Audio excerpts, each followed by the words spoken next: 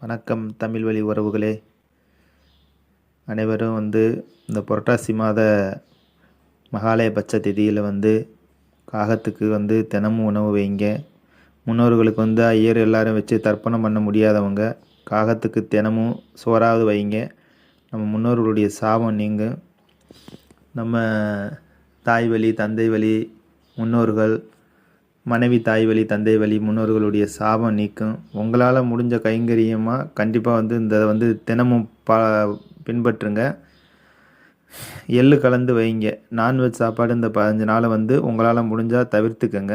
தாய் தந்தை இல்லாதவர்கள் மற்றவர்கள் இந்த இந்த 15 நாள்கள் கண்டிப்பாக காகத்துக்கு ஏதாவது உணவு உங்களால் இயன்ற உணவை வைங்க. ரொம்ப ரொம்ப நல்லது. நம்ம முன்னோர்களுடைய சாபம் நீங்கும். குலதெய்வ அருள் கிடைக்கும்.